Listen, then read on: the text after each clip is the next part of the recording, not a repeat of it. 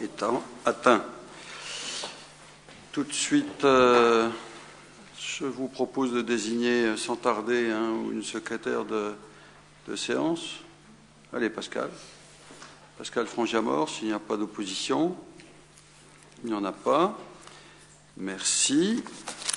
Je vais vous donner lecture des pouvoirs.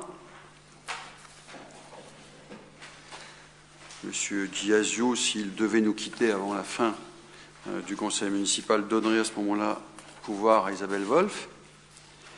Anne-Marie Spataro donne pouvoir à Pascal Frangiamort. Jean-Luc Hano à Lucien Vigo. Édouard Kozowski à Gérard Keff. Christine Zatarin à Laurella Bertin. Françoise Berg à Audrey Pont.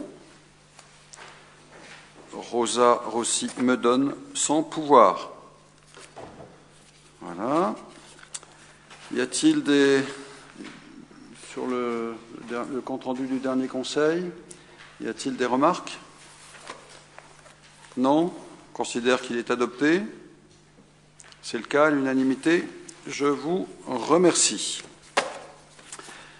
Vous savez que ce conseil est convoqué à cette date dans le cadre de la préparation des élections sénatoriales du 24 septembre prochain, qu'il s'agit pour nous aujourd'hui de procéder à l'élection de nos délégués à cette occasion, c'est-à-dire à désignation de ce qu'il convient d'appeler les grands électeurs.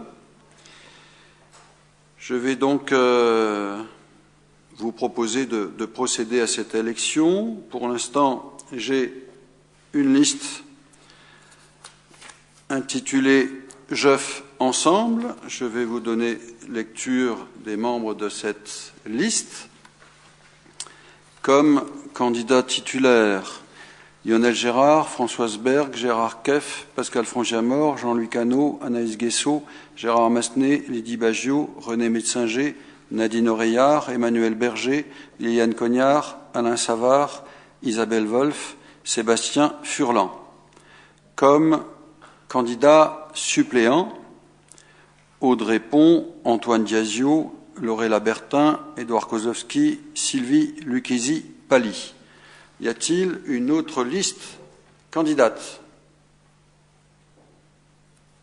Il n'y en a pas. Je vais donc constituer le bureau électoral qui va être constitué, que je préside, qui va être constitué des deux conseillers les plus jeunes, Audrey Pont et Anaïs Guessot, et les deux conseillers les moins jeunes, pas à dire les choses autrement, en l'absence de Michel, d'ailleurs je vais dire un mot à propos de Michel, Gérard Keff et Alain Savard. D'accord? Donc je vais... La secrétaire sera Pascal. Oui, la secrétaire qui vient d'être désignée assure le secrétariat aussi, évidemment, de l'élection et du bureau électoral. Donc nous avons installé ici des bulletins de vote qui reprennent les noms que je viens d'évoquer, avec sur le côté aussi un bulletin blanc, ce qui permettra évidemment à chacun de l'utiliser le cas échéant. Je rappelle que toute rature sur le bulletin de vote serait de nature à rendre le bulletin de vote évidemment nul. D'autre part, il n'y a pas d'enveloppe parce qu'elles ne sont pas obligatoires dans ce genre d'élection. Donc je vous demande de plier en 2 ou en 4 le bulletin qui est mis à votre disposition et de le déposer après votre passage dans l'isoloir, dans l'urne qui se trouve derrière moi. Il faut peut-être que peut-être que les membres du bureau se déplacent tout simplement pour assurer la bonne tenue de... Ouais, mais ça fait rien. En plus, c'est vous qui dépouillerez. Enfin, on dépouillerait ensemble. Approchez-vous, c'est pas gênant. Approchez-vous. Non, il n'y a pas de... Il n'y a pas de... Non. Monsieur Savard? Alain, tu veux... C'est bien que les membres du bureau soient là. Je vais donc appeler. N'oubliez pas, évidemment, pour celles et ceux qui ont des pouvoirs, de le signaler. Donc, André Corzani, j'ai le pouvoir, je cherche, de Rosa Rossi. Je vais donc voter à 2 reprises.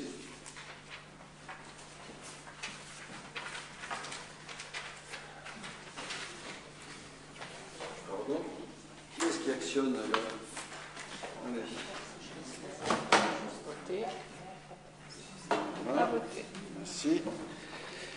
Lionel Gérard.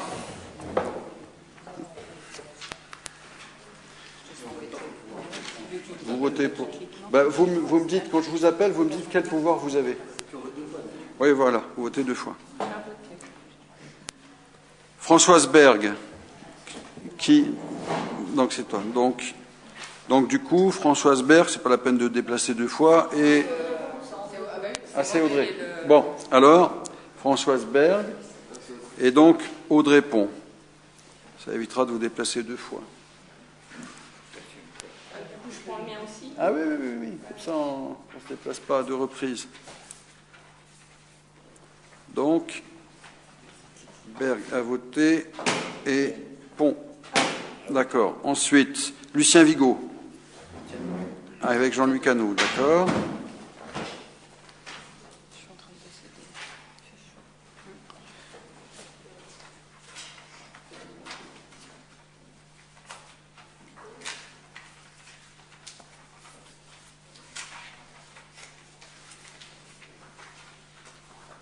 Donc, Lucien Vigo et Jean-Louis Cano. 2, oui. Voilà. Christine Zatarin, avec Laurella Bertin.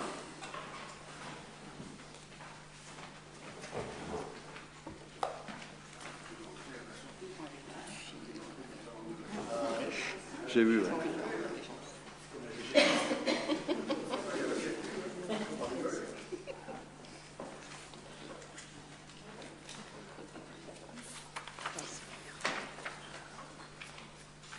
Que Jean-Jacques Gautini se prépare. Donc, Zatarin et Laurella Bertin. Tu n'avais pas de pouvoir, je crois. D'accord.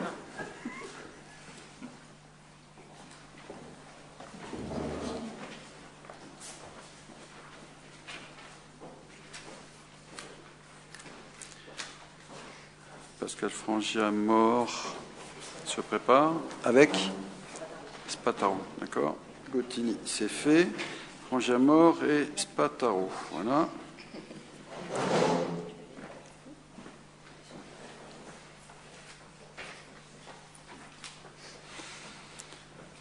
Je ne sais plus qui représente Kozowski. C'est moi.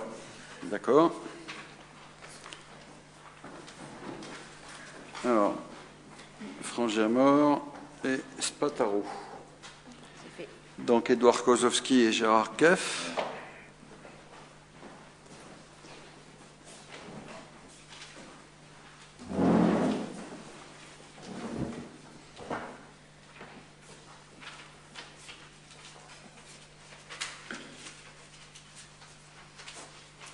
Après, ce sera Silvio Kisipali. Gérard Keff. À voter.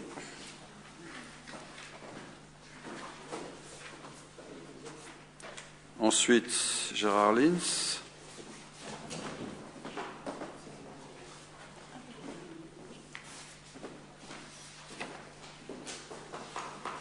Après Gérard, ce sera Lydie Bagiot.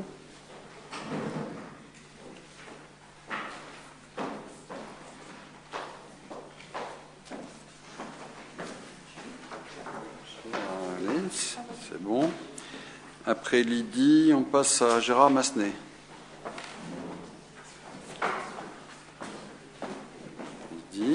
Voilà.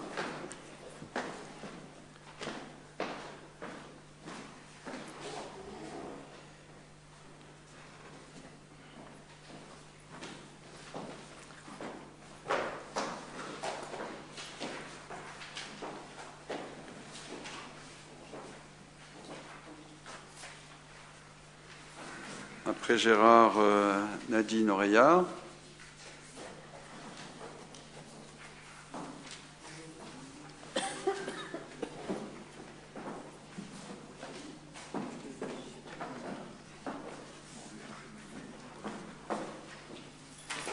René Metzinger.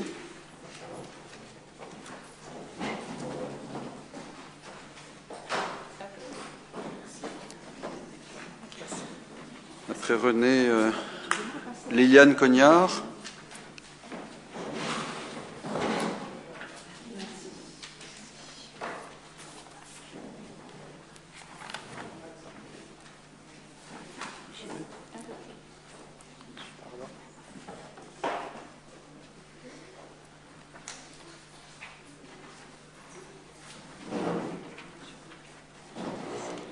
Après Alain Savard.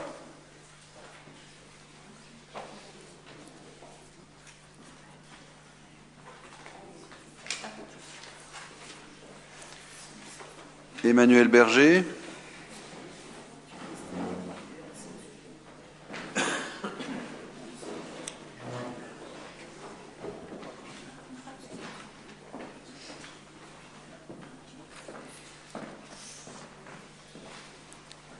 Le tour ensuite de Sébastien Furlan.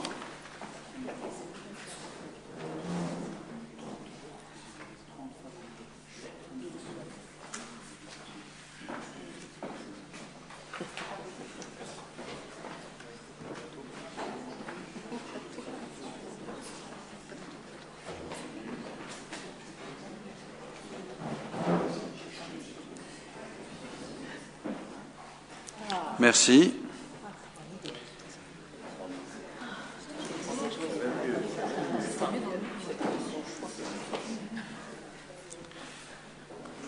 Le tour d'Antoine Diazio.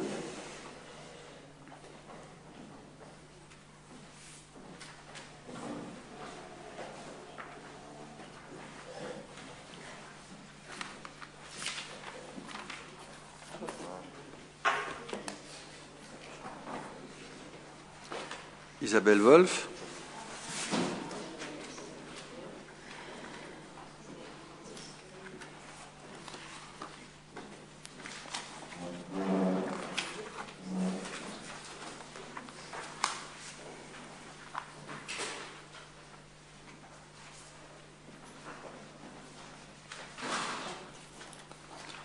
Anaïs Guessot.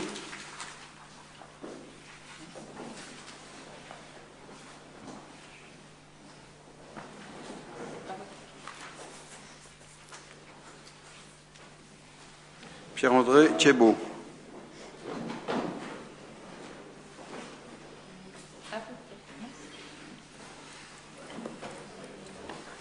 Ça fait donc 28.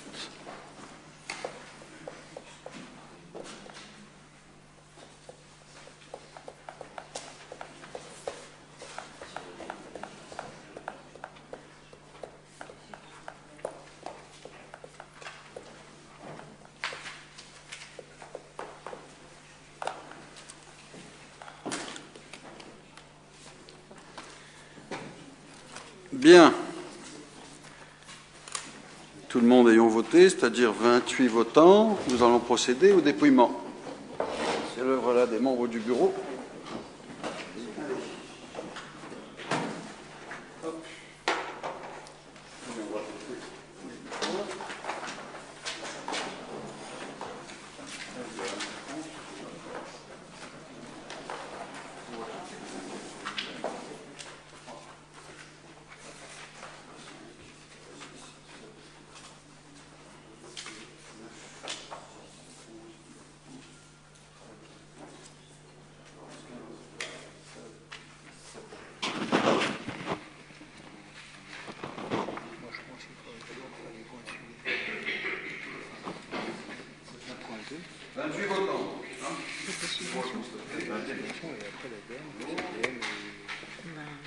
Normalement, pour voter une dépense, il faut avoir les crédits. Pour autoriser une dépense, il faut avoir les crédits. Je me suis posé cette question. Je me suis mis à cette conclusion. D'abord, on ouvre les crédits, ensuite, on peut les attribuer. Liste complète. Je comprends, hein, mais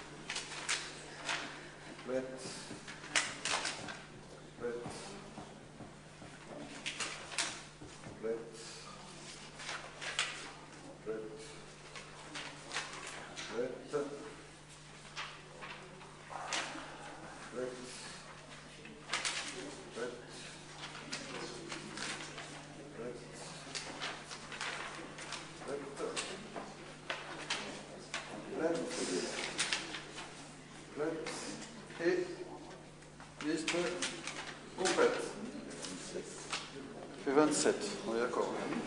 Non, 26. Bien.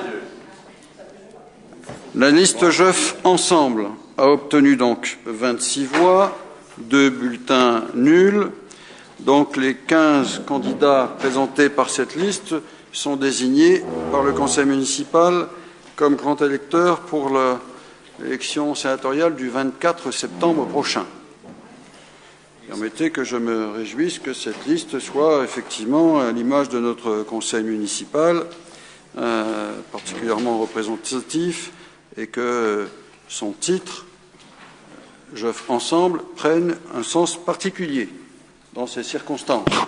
Ce dont je me réjouis, bien entendu, parce qu'elle rassemble toutes les forces progressistes et qui jouent un rôle positif au sein de ce conseil municipal. Bien.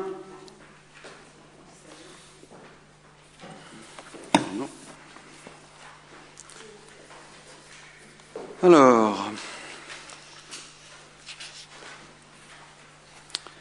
on va passer aux questions finances. Donc, Lionel Gérard.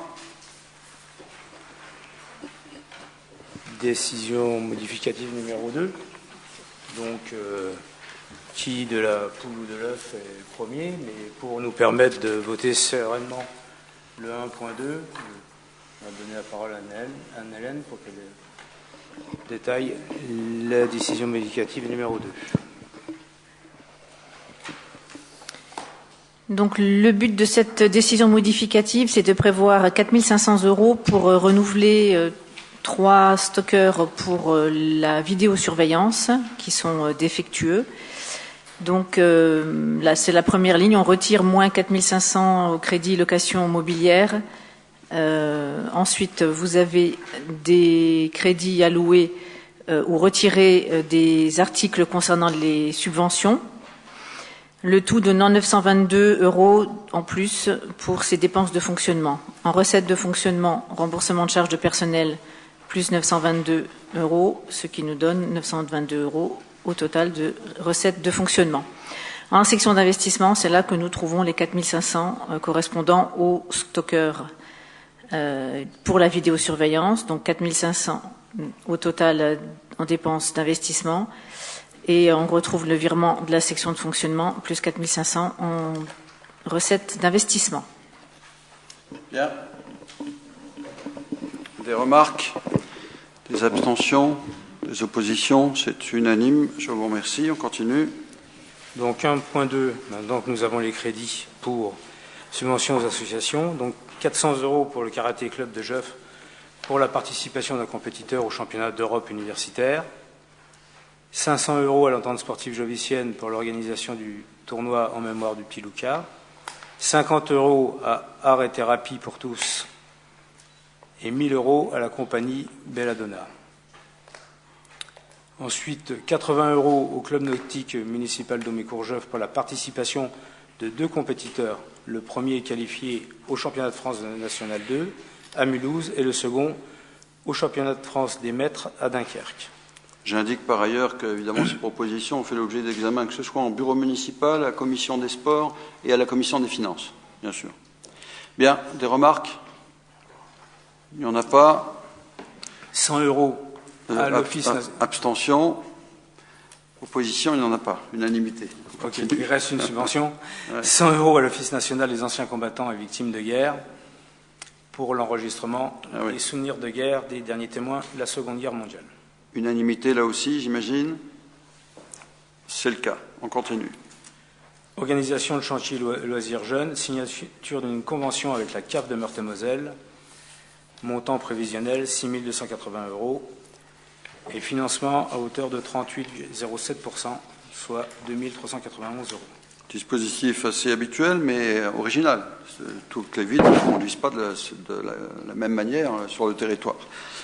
C'est évidemment éminemment positif que ce soit en direction des jeunes concernés, c'est à mettre à l'actif de la MSF et aussi de la CAF qui nous accompagne. Pas d'opposition, pas d'abstention. Continuons. Une prise en charge de dépenses, donc une facture pour JHB de 92 € dans le cadre de la fête de la grenouille et de l'écrevisse. Et pour les mêmes raisons, à l'association Crescendo pour 118,50 €. Bon, prise en charge des dépenses, on a l'habitude. Pas d'opposition, pas d'abstention. Merci. Le point suivant, une garantie d'emprunt pour la société publique locale Orne THD. L'emprunt que la société va contracter, c'est 400 000 € à un taux fixe de 0,95% sur une durée de 9 ans. Il s'agit de nous porter garant à hauteur de 50% de cet emprunt, soit 200 000 €. Belle sollicitation que celle-ci. Oui.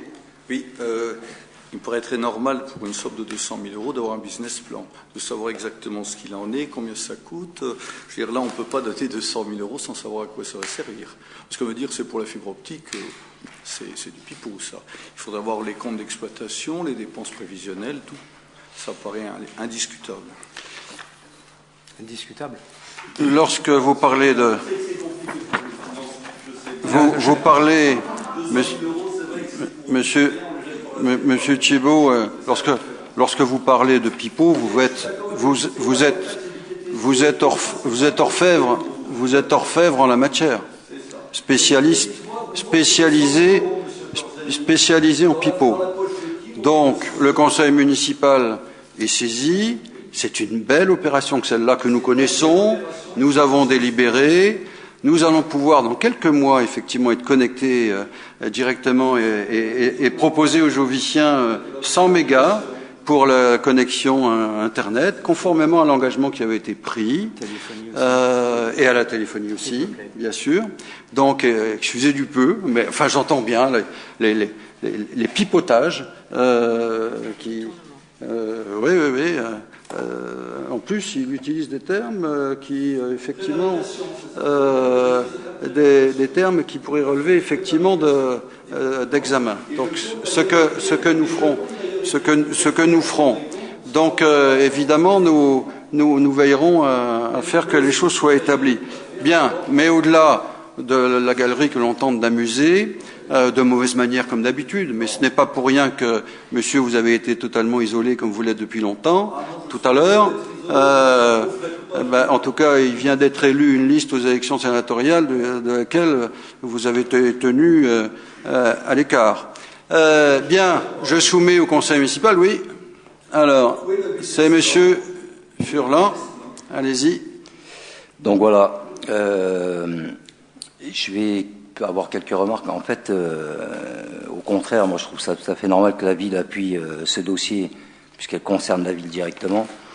Maintenant, si on connaît un peu le système de la fibre optique, ça coûte peut-être bien plus que ça. Bon, c'est sûr, ça n'a pas été acheté sur le Bon Coin. Hein. Ensuite, juste une remarque, c'est que ce que je trouve dommage, c'est qu'on n'ait pas un peu plus d'écho sur cette boîte. Même si je sais que Moutier a signé il n'y a pas très longtemps, donc ce qui fait encore plus de personnes. Au Mécourt aussi, donc ça c'est bien d'apprendre. Donc c'est un peu plus rassurant. Et au Boué ce soir. Et au Boué ce soir. Donc ce qui serait pas mal aussi, c'est si on avait un peu plus d'informations sur ce qui se tourne là-bas, pardon. Excusez-moi. Et ça permettrait un peu peut-être de rassurer quelques récalcitrants. Juste quelques chiffres intéressant. Voilà. On est aujourd'hui à plus de 1000 abonnés TV, donc à 17 € pour les particuliers et environ 10 € pour les collectifs, uniquement sur la TV. Et à partir de septembre, on va commencer à pouvoir raccorder certains quartiers de la ville au triple play, comme on l'avait prévu. Et d'ici la fin de l'année, l'ensemble de la commune sera en capacité d'avoir le haut débit, donc 100 mégas, sur l'ensemble des foyers de la ville. Donc là, il s'agit bien sûr de se porter garant d'un emprunt qu'Orne THD fait pour amener, pas uniquement la fibre, mais tous les éléments actifs qui vont associer à la fibre pour pouvoir nous permettre d'avoir le 100 mégas. On se porte caution on aura à sortir les 200 000 euros si c'est un échec. Mais si on fait le rapide calcul rien qu'avec les abonnés de TV, on est déjà garanti du succès.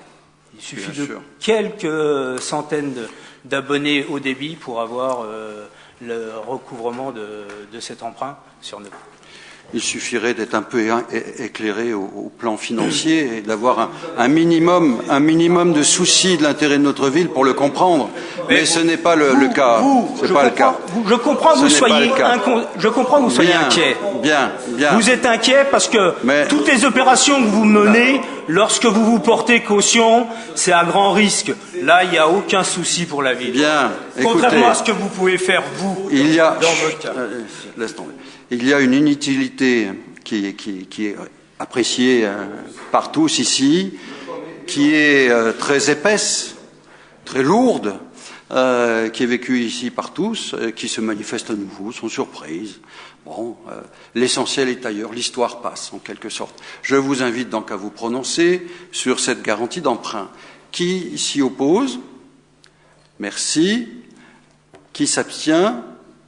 C'est adopté. Merci, dis-je, parce que tout simplement, ça manifeste enfin et plus clairement, parce qu'à d'autres moments, il y avait eu des votes favorables, le fait qu'il y ait une opposition au très haut débit sur notre ville. C'est très intéressant. Bien, on continue sur les affaires scolaires. Je remercie toujours d'une avancée de la clarification. C'est toujours très intéressant. Mais ça indique aussi perception que certains peuvent avoir de leur propre action. Les affaires scolaires. Alors, c'est une question qui, au moment où la convocation a été envoyée, était potentiellement d'actualité. Elle l'est devenue depuis. Puisque un décret a été pris il y a quelques jours, je crois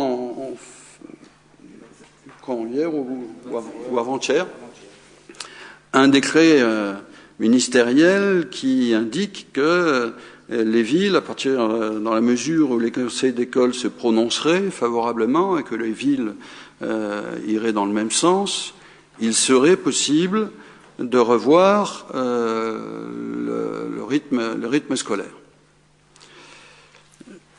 D'abord, je veux vous dire que il y a eu en quelques années, évidemment, valses hésitations qui ne sied pas toujours à la bonne organisation des milieux scolaires. Et d'ailleurs, j'ai vu, très sincèrement, j'ai appris pas plus tard qu'hier qu'il y avait une décision du Conseil régional concernant les lycées qui m'inquiète, en particulier sur la numérisation de l'ensemble des tâches scolaires, ce qui, à mon avis, ne constitue pas une avancée. Mais enfin, c'est autre chose. Sur le rythme scolaire, sachez que j'ai convoqué un conseil d'école extraordinaire rassemblant les 6 conseils d'école. Ça aura lieu en début de semaine prochaine, puisque j'avais souhaité, avant même que le décret ne paraisse, consulter les conseils d'école de la ville sur le souhait des parents d'élèves et des enseignants. Certains conseils, dans leurs réunions traditionnelles, se sont déjà exprimés et j'ai eu à recevoir des parents d'élèves et j'ai été évidemment en contact avec un certain nombre d'enseignants des différents groupes scolaires de la ville. Ce qui se manifeste de manière sans doute assez massive, c'est la volonté du retour aux 4 jours. C'est assez évident dans le constat qui peut être établi. Quand je dis que c'est massif, le terme convient bien. Retour massif souhaité sur les 4 jours. Pour ma part, je veux d'abord dire que l'expérience qui a été conduite sur cette ville est passionnante. Vous vous souvenez que nous avons été la seule ville de Meurthe-et-Moselle à obtenir une dérogation de telle sorte qu'il y a eu sur l'école de Genibois l'école le samedi matin, en conduisant des actions très fortes en termes d'ateliers, associant les milieux associatifs et professionnels sur l'animation d'ateliers les jeudis après-midi, avec des taux de participation tout à fait forts. Je considère pour ma part que le bon rythme est celui-là. Je le redis ici, je le redirai lorsque je rencontrerai le conseil d'école extraordinaire. Je pense que le retour à 4 jours est moins pire que la conduite des 5 jours d'affilée. C'est une conviction profonde. Moins pire que les 5 jours d'affilée. La bonne formule, pour les raisons multiples déjà sur lesquelles je me suis beaucoup prononcé, c'était les 5 jours avec la rupture du mercredi. Bon. En même temps, évidemment, il n'est pas question, en tout cas dans mon esprit, et je propose au conseil municipal d'attendre évidemment la fin de cette consultation en début de semaine, mais j'indique au conseil municipal que je tiendrai le plus grand compte de l'avis qui sera émis par les conseils d'école. Et je propose au conseil municipal, j'indique au conseil municipal que j'ai l'intention de m'inscrire dans la suite, dans la logique que manifestera cette réunion du conseil d'école extraordinaire. Si majoritairement, et encore une fois je le répète, ça semble être beaucoup plus large qu'une simple majorité, il y avait souhait confirmé d'un retour à 4 jours, c'est dans cette logique que je m'inscrirai pour ma part. Je veillerai aussi d'ailleurs à faire que la mobilisation, encore une fois, des associatifs, que je salue vraiment chaleureusement, qui ont su réagir de belle manière à notre sollicitation, soit associés à la conduite d'opérations qui nous permettent évidemment d'être présents dans le périscolaire éventuellement. Donc nous allons examiner cela en liaison étroite avec eux. Voilà, en quelques mots, je ne veux pas entrer trop dans le détail en termes d'horaires précis qui seraient envisageables, puisque tout cela, nous allons le définir aussi en lien avec les écoles elles-mêmes. Voilà, en quelques mots, ce que je voulais vous dire sur le sujet. Monsieur Savard, attendez. Hop. Je ne vais pas me faire que des amis, mais ça, c'est pas nouveau. J'ai bien suivi les conférence débat de Claire Lecomte, qui est une chercheuse qui a véritablement approfondi le sujet concernant la chronobiologie adaptée aux enfants. C'était ça le sujet des conférences, c'était pas celle des adultes, encore que ça a été évoqué malgré tout, mais l'essentiel était centré sur les enfants. Et je me suis évidemment renseigné aussi par ailleurs, parce que c'est un sujet qui m'intéresse fortement. Alors, je vais intervenir sur 2 points. Le premier point, c'est les rythmes, non pas scolaires, mais le rythme des enfants, c'est-à-dire la chronobiologie des enfants, et ensuite sur la démocratie et la façon de la pratiquer. La chronobiologie des enfants suppose que pour bien assimiler un apprentissage, ils doivent avoir une coupure complète d'une journée, complète en milieu de semaine. Et, quelque chose de relativement étonnant, ils ne doivent pas avoir toutes les semaines, sauf les moments des vacances, évidemment, ils ne doivent pas avoir toutes les semaines, toutes les fins de semaine, une coupure de 2 jours complets. Parce que le jour de reprise est plus difficile, beaucoup moins efficace, beaucoup moins pertinent. Ça, ce sont des faits établis par des chercheurs autres que Claire Lecomte d'ailleurs. Donc ça suppose, c'était ce que nous avons vécu quand nous étions petits, le congé du jeudi, et puis ensuite c'était le mercredi, et puis le samedi à l'école, ou au moins le samedi matin. Ça, c'est le premier point, c'est l'intérêt de l'enfant. Et dans ce premier point en annexe, nous demandons leur avis, non pas aux enfants qui ne sont pas armés pour l'exprimer, à la limite, dans certains cas, ça leur fait plaisir d'avoir 2 jours de suite de congé pour faire un certain nombre de choses. Mais on demande l'avis des parents et aussi un peu des enseignants. Et souvent des parents, pas tous, mais un certain nombre de parents sont contents d'avoir 2 jours en fin de semaine, parce que ça leur permet, pour certains qui en ont les moyens, de partir le vendredi soir, pour d'autres d'avoir un week-end complet, etc. Pour les enseignants, certains, en tout cas, qui ont leur intérêt particulier en premier, c'est ça aussi. Donc je ferme ce premier point. Le deuxième point, c'est sur la façon de concevoir une opinion, de recevoir une opinion. On dit c'est démocratique, on a demandé aux gens ce qu'ils en pensent. Oui, c'est vrai, ça paraît démocratique. Mais si vous lisez le livre coécrit par deux auteurs, Le coup d'État citoyen, vous verrez que les expériences dans le monde, hein, ne sont pas du tout en démonstration de cela. Un citoyen non informé, informé c'est-à-dire qui a travaillé un sujet, n'est pas un citoyen apte à donner véritablement son avis sur une question pointue. Au Canada, ils l'avaient bien compris. Pour une révision institutionnelle, ils ont créé des comités de citoyens élus par d'autres citoyens. Chacun est venu avec ses opinions dans les comités de citoyens, élus. Hein.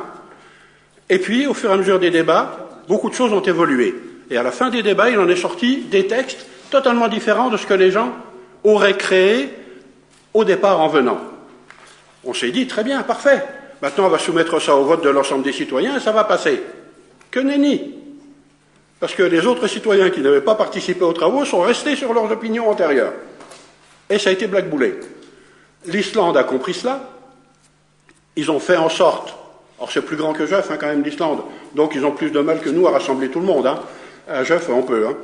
Et donc l'Islande, ils ont organisé cela de façon véritablement démocratique et pédagogique envers tous les citoyens. Ça a fonctionné, ça a échoué sur autre chose après, mais sur une question institutionnelle très particulière de l'Islande. Donc je ne développerai pas. Mais la Finlande, à l'aune de ces deux échecs, enfin, semi-échecs pour l'Islande en tout cas, a compris. Et en Finlande, ça a parfaitement marché. Donc si ça a marché dans un pays où les gens sont bien plus nombreux qu'à Jeuf, on peut organiser à Jeuf quelque chose comme ça aussi. Et je souhaite que nous, la mairie, nous prenions nos responsabilités et que nous le fassions dans ce sens-là, que les parents qui auront à se prononcer soient des parents véritablement citoyens informés. Merci. Bien. Merci, M. Savard. Je ne suis pas pour rien hein, dans le fait que Claire Lecomte a été mobilisée sur notre ville et qu'elle a animé plusieurs conférences et qu'elle ait participé avec moi à toutes ces conférences et à tous ces ateliers. Quand je dis que je ne suis pas pour rien, je suis à l'origine, évidemment, de ce travail important et remarquable qu'elle a conduit chez nous. On parle de citoyens éclairés, et je parle effectivement des parents d'élèves qui, depuis le début, ont été associés grâce à ces conférences, grâce à ce travail, grâce à ces débats nombreux que j'ai moi-même impulsés, initiés au niveau du conseil d'école. Non, à la première conférence, il y avait beaucoup de monde. Première conférence, il y avait beaucoup de monde. Dans les conseils d'école, les conseils d'école ont travaillé à plusieurs reprises. Au niveau du conseil d'école et voire même de l'école de Genibois, on a rencontré souvent les parents d'élèves, au contraire, très souvent. Très souvent. Et ce sont ces parents d'élèves-là, que ce soit à Genibois ou ailleurs, qui aujourd'hui préconisent le retour aux 4 jours. Donc je suis pas tout à fait d'accord lorsque l'on dit qu'on va consulter des gens qui ne sont pas experts en ce domaine, ils sont experts de leur propre, évidemment, pratique. Et donc, non, au contraire, je pense qu'il y a ajustement de la demande et de la démarche et de la procédure. Voilà ce que je voulais vous dire, mais je n'ai pas de proposition ferme. Je vous propose que si les conseils d'école convoqués confirment leur volonté, leur souhait de revenir aux 4 jours, moi je vous le dis, je m'inscrirai dans cette logique. Est-ce qu'il y a une opposition à cela? Avant le vote, alors, attends, pardon. Encore que ou après le vote, parce que le vote est engagé, Lucien, 2 secondes. Tu interviendras après le vote, parce que le vote est engagé quand le vote est engagé, il n'y a pas le débat. Donc un vote contre, est-ce qu'il y a des abstentions? Il n'y a pas d'abstention. Donc Lucien, allons-y. Oui, moi je voulais simplement demander, dans le cadre d'un retour à 4 jours de scolarisation, que devient le système mis en place pour les activités, alors je ne parle pas du périscolaire avant la classe et après la classe, mais ce qui était prévu après 3h30 là, après 15h30 tous les jours, ou alors à Genébois la demi-journée du jeudi après-midi. Ah ben c'est très clair. Le jeudi après-midi, il n'y en a plus. Le jeudi après-midi sera scolarisé. Et que d'autre part, c'est ce que je disais tout à l'heure, les associations qui se sont impliquées, je souhaite, moi, qu'elles continuent à s'impliquer, qu'on va travailler avec elles pour que, effectivement, il y ait des propositions en particulier sur le mercredi. Donc, on va travailler avec ces associations-là parce que je pense qu'elles ont quand même joué un rôle tout à fait moteur, positif, et il serait détestable de notre part de regarder ailleurs dans le moment où nous nous trouvons. Donc, on va avoir un travail spécifique avec ces associations-là. Voilà. Bien. Donc, nous allons être à l'écoute de ce qui va se dire prochainement. La coopération intercommunale, Fourrière du Jolibois. Il s'agit d'autoriser la commune de Canfen.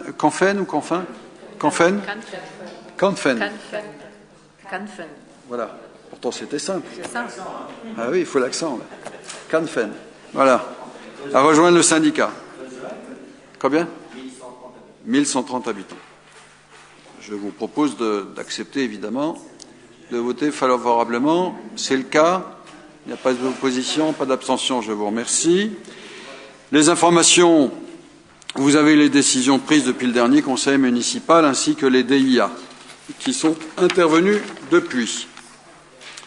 J'ai reçu 3 questions orales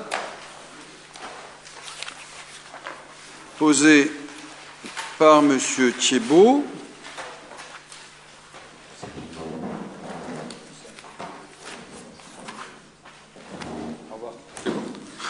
Alors, sujet affichage sauvage et illégal d'Angeuf. Monsieur le maire, j'ai constaté en travaillant dans Angeuf que de nombreuses affiches à l'effigie de Monsieur Léon, candidat battu du Parti communiste lors des législatives 2017, s'étalaient en dehors des emplacements réglementaires.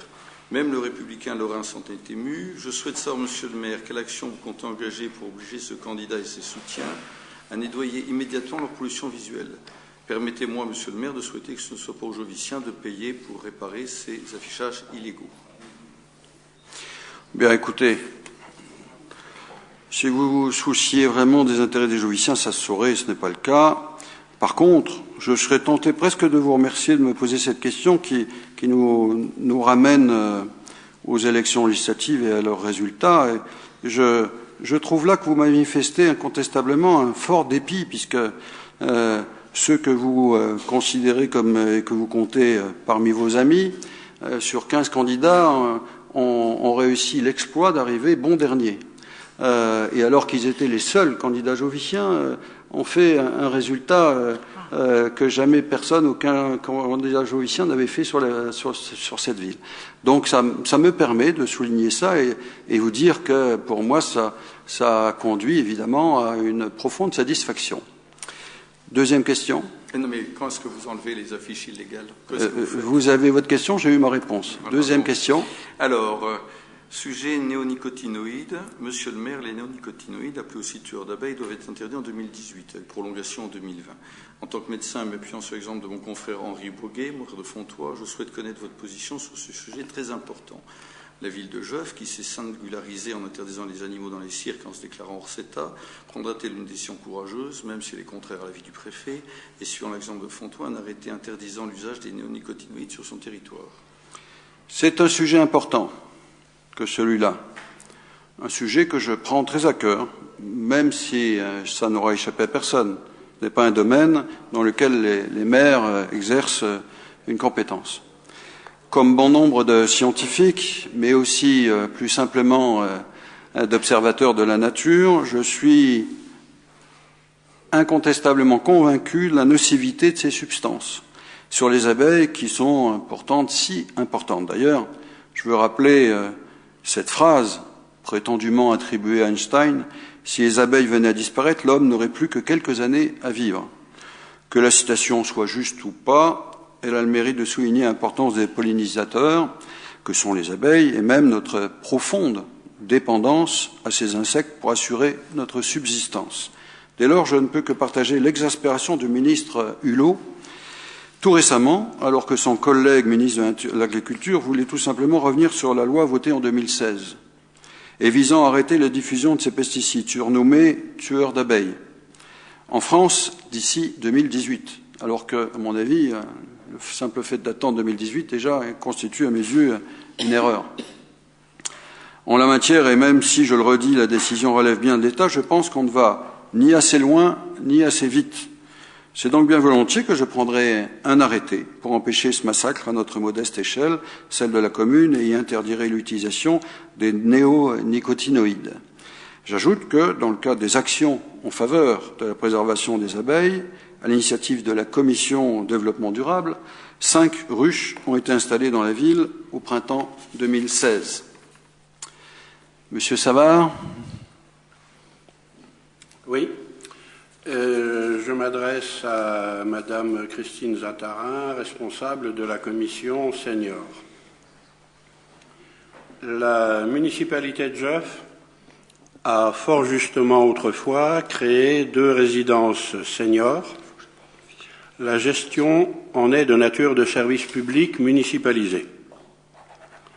Comme pour la gestion de l'alimentation en eau potable pertinemment retirée à une entité privée et gérée en service public, la diffusion de la télévision par câble est enfin maintenant confiée à un vrai service public.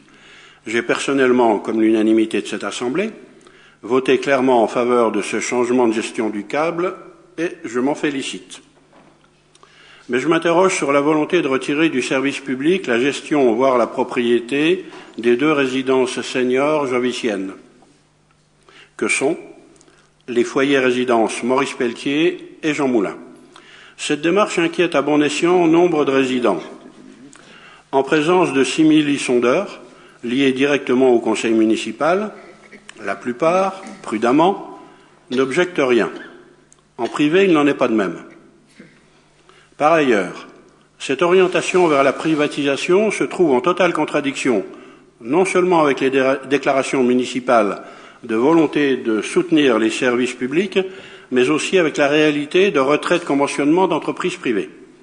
Conclusion, là, notre municipalité s'oriente à l'inverse, brouillant ainsi le message de soutien au maintien et au développement de services publics. Ma question, le logement des seniors joviciens aurait-il moins d'importance que leur accès au câble télé?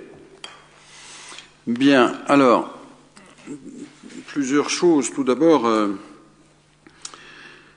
les 2 résidences de personnes âgées qui sont propriété de la commune depuis peu, depuis 2008, puisqu'elles étaient propriétés de MMH auparavant, sont concernées, comme le sont toutes les résidences, et comme tous les établissements ou dispositifs les concernant, concernés directement par la loi qui a été adoptée récemment, dite la loi d'autonomie pour les personnes âgées. Une loi qui est intéressante en cela qu'elle pose la question du grand âge comme étant une période qui doit rester une période d'activité, d'accès aux droits et de préservation, évidemment, des facultés des personnes concernées. En même temps, elle conduit à des contraintes lourdes, mais qui sont compréhensibles, et qui visent à mobiliser ou à constituer les conditions objectivement favorables pour l'accompagnement des personnes concernées. C'est le cas pour les résidences, qui ne sont plus d'ailleurs résidences pour personnes âgées, mais qui deviennent résidences autonomie, avec là aussi des exigences qui doivent être mises en œuvre, fortes, au plan sanitaire en particulier, au plan de la restauration, au plan de l'animation, ce qui évidemment nécessite la mobilisation de moyens importants et de compétences qui, logiquement, ne relèvent pas de l'exercice d'une municipalité. Ce qui a conduit d'ailleurs les différentes villes de notre secteur, que ce soit Auboué, Omécourt ou Briey, à faire un choix identique Et donc, il ne s'agit pas de... Alors, la privatisation, le terme est là mal approprié, puisque le CCAS a compris parfaitement bien le sens de la démarche, parce qu'il s'agit d'aller vers du mieux, vers du plus, vers la création de ce que nous appelons de nos voeux depuis fort longtemps, c'est-à-dire d'une filière gériatrique cohérente et complète sur notre vallée, sur notre bassin, et que c'est une association qui n'a pas de but lucratif, qui va devenir propriétaire de ses résidences. Et donc, si c'était une inquiétude, M. Savard, rassurez-vous, il n'y aura pas de dividendes à distribuer à la suite de cette gestion. Mais il y aura en permanence, du fait de la nature de cette association, et son histoire parle d'elle-même et parle pour elle, il y aura évidemment à chaque fois volonté d'engager des investissements évidemment qui iront bien dans le sens de ce que je viens d'évoquer, et surtout d'assurer un accompagnement professionnel de haut niveau de nos résidents. Donc c'est avec cet objectif-là que nous avançons, et là aussi c'est un plus.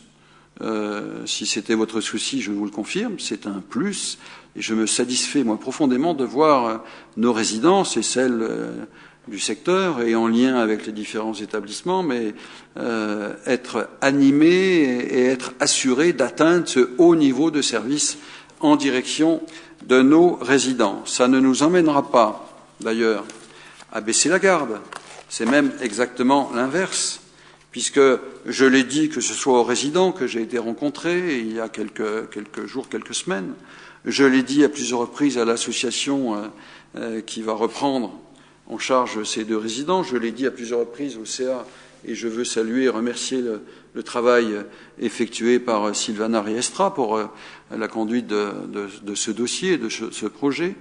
Nous allons non pas continuer, mais encore une fois réévaluer notre intervention, en particulier au plan de l'animation, de la lutte contre l'isolement en faveur des personnes âgées, qu'ils soient résidents ou non sur notre ville.